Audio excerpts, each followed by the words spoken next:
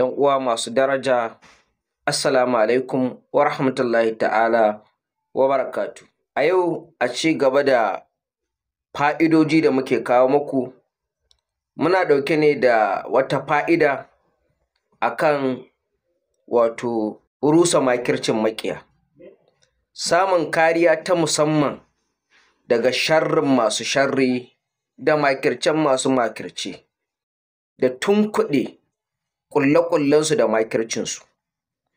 Mun sani sau da yawa musamman a wannan rayuwa gidan jarabawa, inda Allah ta'ala ya halicce mu domin ya jarabce mu ya ga masu kyautata aiki. Akwai wasu barin mutane mugaye ne, maƙyartata ne, 'yan sharri ne, haka kawai suna ƙoƙarin ganin bayanka, haka kawai suna son sai sun kawar da kai, sai sun raba ma jin daɗi, sai sun jefa ka cikin wahala.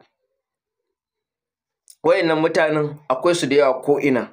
Wasu sukan yi amfani da sihirce-sihirce ne, da bokayensu, da matsubbatansu, da sauransu. Wasu kuma sharrin bakinsu ne, sun iya manaƙisa, sun iya haɗa sharri, sun iya yin yunƙurin su ga sai sun ga bayan mutum. Kar ka ce ba ka da maƙiyi, wa kullu zi ni'imatin hasud, duk wani wanda yake da ni'ima to ba zai rasa wato mai masa hassada ba. Kai ko da kai mahaukaci ne, kana iya samun wani yana can yana ma hassada. Saboda haka dangane da kariya daga sharrukan maƙiya da neman taimakon Allah, kar ka ɗauke shi da sauƙi. Idan ka ji ana maganan addu'an kariya ko ana cewa mutum ya kare kanshi, kar ka ɗauke shi da sauƙi, saboda rayuwa ba ta yiwuwa sai kana samun kariya. Ba tare da na yi dogon bayani ba, ina ɗauke ne da wata addu'a ta musamman, wanda addu'an nan tana da tasiri kuma ruwaya ce, wato yana daga cikin ma'thurat, addu'o'i da aka rawaito. Wannan addu'an ana karanta ta ne domin tunkuɗe makida da makircin maƙiya, domin rusa shirinsu, domin tunkuɗe duk wani ƙulle-ƙullensu.